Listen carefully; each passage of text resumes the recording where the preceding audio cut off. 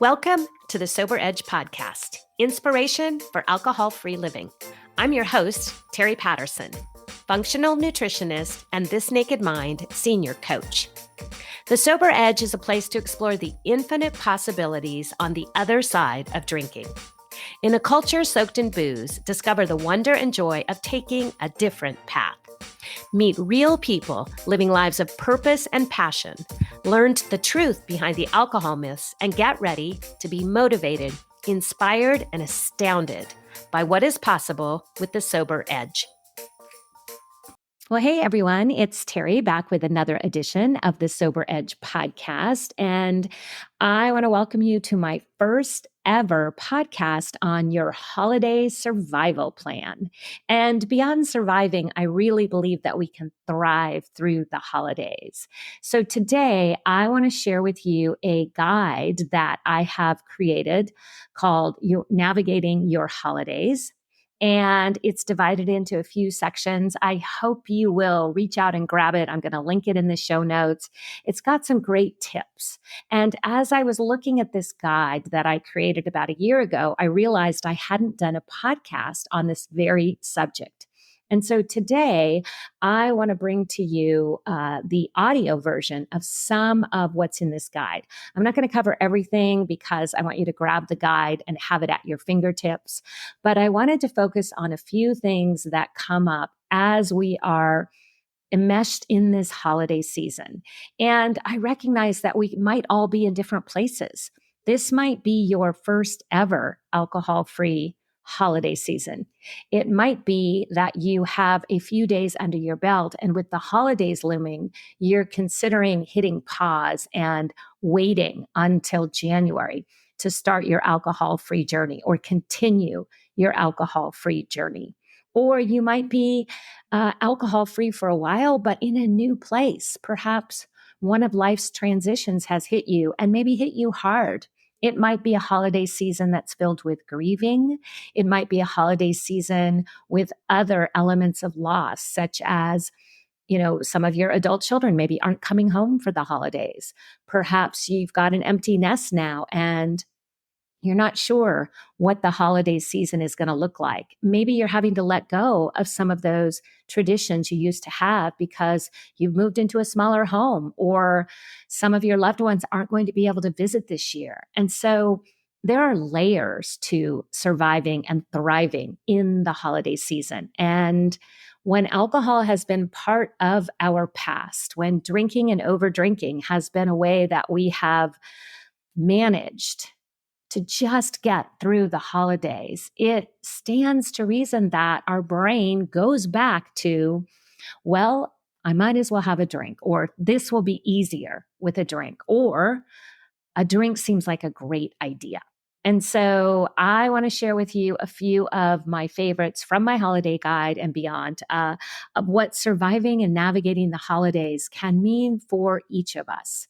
So the first section is really about planning ahead. And, it's so powerful to think about what's coming up with the holidays. So we don't always have control in the moment, but we do have a little bit of control over what we teach our brain to expect. And this looks like paying attention to what you know is going to happen. And one of the things that can be really helpful is, kind of make your own plans. So this includes whether you are the host or hostess or whether you are traveling somewhere else. When we make our own plans, we do have more autonomy and more control over when we arrive, how long we stay, how long, where we stay. I have a friend, Peggy Cooney. She's been on the podcast. And, she talks about recognizing after alcohol that she is not an introvert or an extrovert. And she needs some time to chill and refresh and recharge. And so when she travels out of town, she gets a hotel.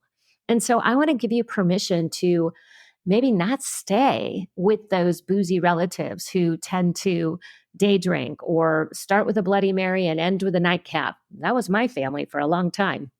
And so you get to make your own plans if you're traveling.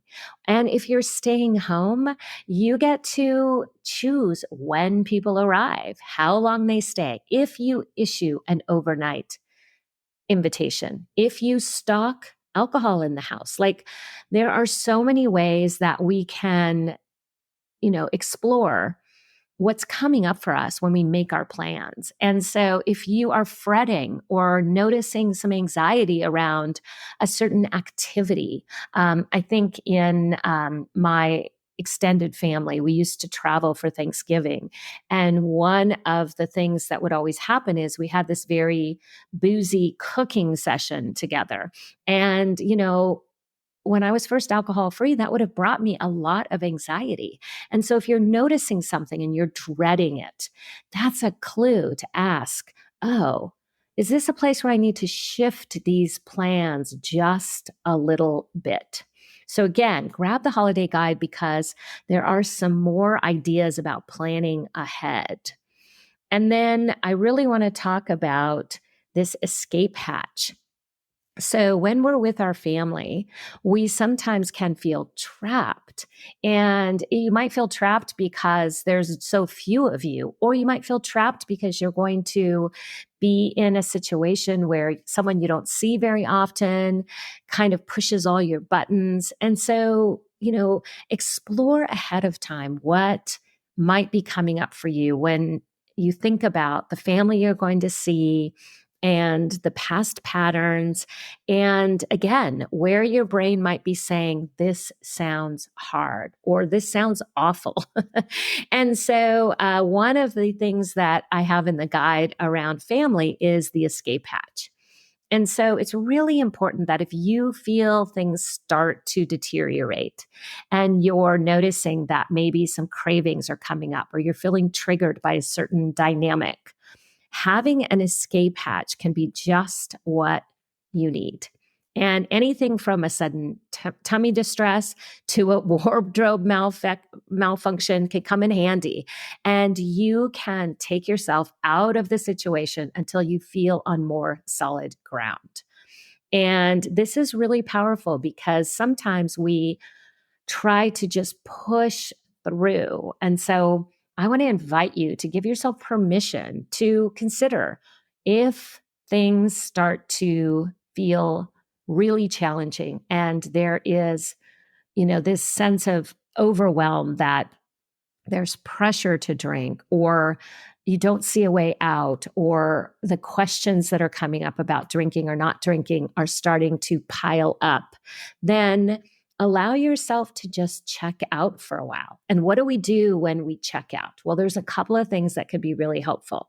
One of them can be to just do some simple grounding exercises. I really like the butterfly tapping.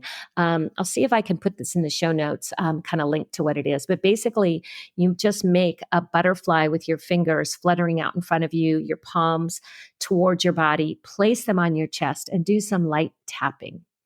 Breathing techniques can be really helpful. Walking outside. Have you ever noticed that when there's like a turkey in the oven and you've been eating maybe a lot of snacks and there's the noise level is high, just walking outside can be like a complete reset. It allows us to breathe fresh air. It allows us to lower the temperature usually, unless you're in a hot climate. And then it's the opposite. But it really does help us reset physically, that physical affect can really help us control the emotional part. And then just, thinking about what could I do to get out of the moment, such as starting to do the dishes or volunteering to do a craft at the kids' table, for example, taking the kids on an errand, running to pick someone up at the airport. There's lots of opportunities that come up, and you know your family, and you probably have an idea of what to expect. So think about where this escape hatch might serve you as you navigate this holiday season. And then really thinking about mindset. So, mindset is such a huge part of this alcohol free journey. And so, when it comes to the holidays and managing our thoughts, it's really powerful to remember one of my favorite mottos, which is where attention goes, energy flows. And so, we can set ourselves up for success by imagining and expecting to have a wonderful time. We can set an intention for the meal, the day, the event that allows us to really ask ourselves, how do I want to feel? How do I want to show up? What memories can I create? And this works whether you're going to a holiday party, a work event, or, a whole weekend away with family. And when you are really noticing the thoughts that are coming up and you're choosing to put those positive thoughts in place, you're going to find that your brain starts to follow along. This is what I love about bossing our brain around, right? Is that when we set an intention to, for example, I'm open to experiencing the highs and lows and allowing myself to take breaks from any drama, like that can be such a powerful way to allow that it doesn't have to look perfect. It just simply has to be a place that you've explored and you've sort of strategized about.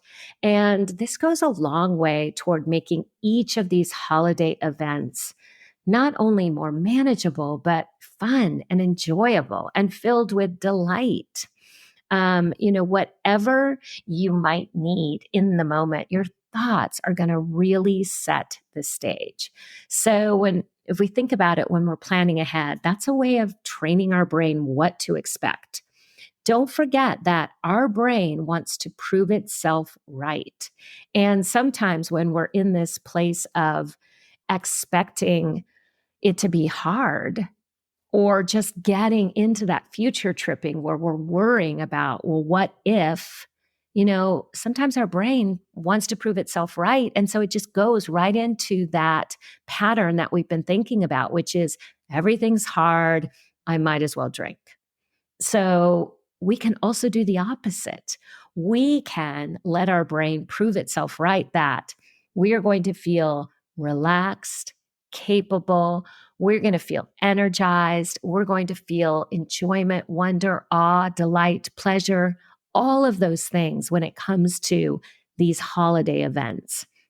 Again, it's so powerful to get your brain on board because, our brain only knows what we tell it. So let's tell it to expect the best possible outcome. So, again, I've got this holiday guide and I would love for you to grab it. And, I've got a few other things in there about like sharing new activities, planning early mornings, using a one liner, what to do if you have a solo holiday coming up, what to do when you're the host, and monitoring your own energy. All of these things can be really helpful. And, it's just so important to recognize that our brain is going to do what we've trained it to do. And if it's been holidays, included drinking, that association doesn't just go away, even if we're enjoying our holiday free time, even if we're 10, 20, 30 days alcohol free and we're thinking, this feels great. Don't be surprised and don't be thrown if you have thoughts about drinking. And one of the most powerful things to do in this situation is just remind yourself that thinking about drinking is not drinking. And just say, oh, yeah, I might have some thoughts around drinking. That's okay. That's just my brain reminding me of what I used to do. This is such an important point because we can get really tripped up when we suddenly have a drinking thought. And I'll just remind you, they're usually not sudden. They're usually leave clues, these thoughts, right? So if you do have what feels like a sudden drinking thought or an intense craving, go back in time just a little bit and see, oh, this is what I was thinking, or this is the story I was telling myself, or this was the expectation I had that wasn't met, or this is where I told myself that maybe drinking would be okay in this situation. So then, of course, our brain says, ooh, I recognize that moment. I'm going to do exactly what I practiced, which is, okay, this is a place to drink. So I just want to encourage you, because getting through these holidays alcohol free is a huge milestone. If this is your first go round, because it's going to build so much confidence and evidence about what is possible. And, we have to practice more and more alcohol free days, more and more alcohol free moments, more and more alcohol free choices in order to make this lasting change.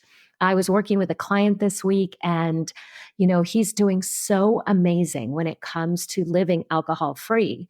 But every time he goes away on vacation, a little weekend away, he almost always will drink, not overdrink, but drink. And so we had a great conversation this week. And I said, well, is it okay to just drink while you're on vacation and then have a healthy non drinking lifestyle at home? And he took some time and he thought about it and he said, no, I want to be 100% alcohol free. And so the next thing we talked about is, what has he been practicing? Well, he's been practicing while at home, not drinking. Tons of opportunities where he could have drank, but instead he's building up those capability muscles of again and again and again reminding his brain, oh, I don't need alcohol. But yet when he goes away, he's been drinking, practicing drinking moderately. And so what we practice is going to show up more often. So again, this opportunity maybe for your first alcohol-free holiday, or if it's your second or third and you're thinking how this year feels different or harder, just remember you have history and practice showing that you can get through a lot of challenging moments without drinking. And so your brain is going to need to be reminded of that. And then your emotions are going to follow. And then your behavior is also going to look at the choices and think, that's right. I don't need to drink in this moment. And in addition to just feeling more confident and more capable and training our brain that we don't need alcohol for the holidays, you are going to set such an example for the people in your life, the people that you are spending time with. And you are going to be able to enjoy the holidays on a different level.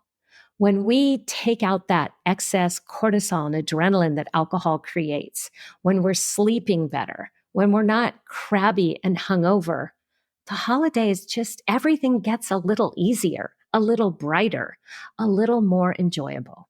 And so I'm so happy to connect with you around this topic, because you're probably getting a lot of input around, what do you do around the holidays? And so I just wanted to make sure that I also shared, for those of you listening, what it looks like to navigate the holidays alcohol free. And so I'm going to link in the show notes the opportunity to grab my guide, share it with those in your communities that are also working to get alcohol free, or any family members that maybe are on this journey. The longer we're alcohol free, we start to find people show up in our lives who are saying, how did you do it? So if this is helpful for you, I hope you'll pass it on.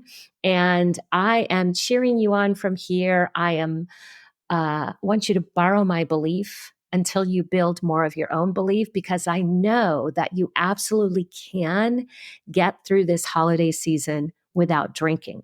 It takes some intention and some clear directions, perhaps, and some thought work, and maybe laying some groundwork, but it is not only possible, it's amazing.